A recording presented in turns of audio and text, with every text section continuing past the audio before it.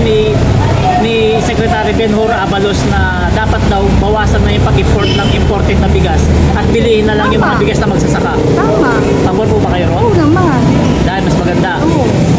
Kasi mas maganda yung bigas natin kaysa imported. Masarap na pero madaling mapanis. Yes po. Oo, iba po. So pabor po ba kayo sa gagawin ni Senatorial Bol Abalos na tanggalin na yung IVAT para magkaroon tayo ng murang kuryente? Oo naman. Lalo na ako, muupa ako. Magkano ang kuryente ko? 5,000. Pinakamababa nun sa isang buwan. Opo. Umuupa lang ako. Ganun po. So, Alam po ma'am, pasok po ba sa inyo si Benhur Abalos bilang senador sa Yes! Wow! Oo naman. Salamat po ma'am, thank you po. Pabor pa kayo sa sinabi ni Abalos na bawasan yung pagbili ng imported na bigas at bilihin na lang yung bigas na magsasaka natin dito para kumita sila at magmura yung bigas dito sa atin? Oo, yun dapat nararapat ko kasi sa atin. Oo. Sa atin po yung nagkadaan. okay sir, yung plano po ni Senatorial Bol Abalos na tanggalin na po yung IVAT ng kuryente para po magkaroon tayo ng murang kuryente. Pabor po ba kayo dun sa kanya panukala? Murang kuryente. Gusto mo ng murang kuryente, malaking... Oo, pwede yun.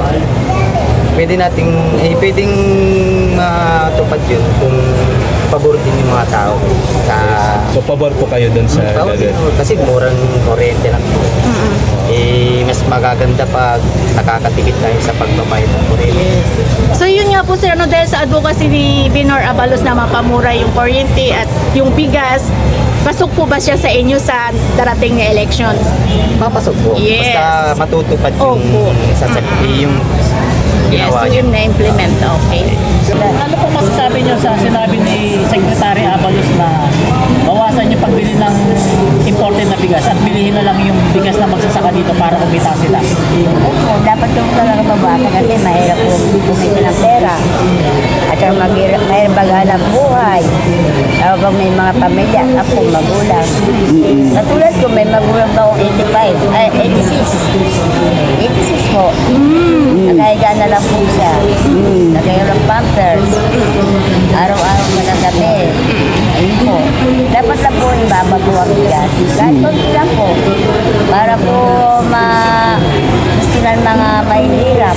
Yes, malapit na po yan ma'am. Naino na lang po sa Bisaya. Nationwide na po, magkaka-20 pesos na bigas na sabi Ayun na po. Ayun maganda po naman po sa Yes. mahihirap. Opo. At saka ayan ma'am, pasok po ba si Benhur Abalos sa balota po dahil malapit na po yung election natin? Yes, Benhur Abalos. Opo. Yes. Diba, Abalos, Benhur Abalos. Opo, senador po siya ma'am sa lahat naman po. Mandaluyong po yan eh. Yes, opo. Pero kasama na rin po ang Marikina, basta nationwide. Kasi po yan, tumulong sa chewing ko, tsaka sa pinsan ko, nung Talaga? namatay sa Mandaluyong, 9 de Febrero po. Wow, Kaya good news. Yes, ayan ma'am, pasok po si Benhur. Oh, great. Nakakamagkano po siya sa Tagamanan Mandaluyong. Talaga Oh, grabe, kilala pala ni ma'am talaga. Oo, tumulong po yan sa pinsan ko sa chewing kong kambal. Si Ramirez. Yan po. Nagsisilad din po yung dati. Opo. Lalo sa nanay ko sa mga senior po. Talaga po. Tulungan po kami niyan. Kahit pa paano. Ganda naman, oh. Wow, nakakaano naman kasi, di ba? Kaya lalo po, di ba taga Mandaluyong po yan? Opo. E di kasama po ng mga pamilya niyo po, talagang Abalos sila. Wow. So, Mga siguro po yung mga taga Mandaluyong, mga kamag-anak. opo. Thank you, mama. Sa plano po ni Abalos, Senatorial Abalos na para magkaroon ng mura kuryente, tanggalin na po yung IVAT sa Oo, kuryente. magkasama yung kuryente niya nakakabayad. Naputulan ako sa habutan ng kontador. 11,600. Kadaon pala ako ng 5,000. So malaking bagay na po na mabawasan po, mas magkaroon tayo ng mura kuryente. Pag pinag-pabor po ba kayo dun sa plano na yun? Oo, covered po ko yan. Opo. Eh, paano nakarecord na po yung kuryente ko? 11,600. Opo. Nakagawa na akong 5,000. Eh, mayroon po akong 6,600. Malaking bagay po yun na Kailangan ko ngayon kasi ang nanay ko nakahiga lang. Nakahiga lang nanay ko eh. Kasi ito ko cover 6. Senior. Ayan Masasabi mo sa sinabi ni Secretary Abalos na bawasan na yung pagbili ng imported na bigas at bilihin na lang natin bigas yung sa magsasaka para kumita yung magsasaka natin. Pwede sa inyo na magmura yung bigas natin dito? Sana. Opo. Sana. Kahit sino. Gusto Naman. mamili ang mga pilihin. Kasi sinabi ni Secretary Abalos dapat yung bigas na magsasaka ang bilihin para magmura bigas. Okay po kayo ron. Kung ano man yun, basta ang lahat ng maaari, magmura ang mga bilihin. Oo. Malaking bagay sa atin. So na, di ba gusto nyo po bumaba ang lahat? Kuryente, bigas, mapamura. Pasok po ba si Binhor Abalos na maging senador para po sa inyo? Kasi isa po siya sa magpapa-implement ng mga sumusulong ng ganong implement po, murang bigas, bawas sa kuryente para maging mura po yung inyong electric bill. Pasok po ba si Binhor Abalos sa inyo po? Kung iboboto nyo po. Para sa inyo. Para sa inyo, ano? Sa inyo po ma'am, kasi yun nga po, nasabi na po namin yung magandang advocacy ni. Ano, marami siyang maaaring ayusin. Eh, kung yun, mabuti sa ating lahat yun. Ayusin na yun eh, di ba? Oo. Kaya dapat kay Abalos tayo. Tama ba? Ma'am, dahil yun ang hinihiling ninyo at nalaman ko, babalita ko sa mga. Yes, dapat po.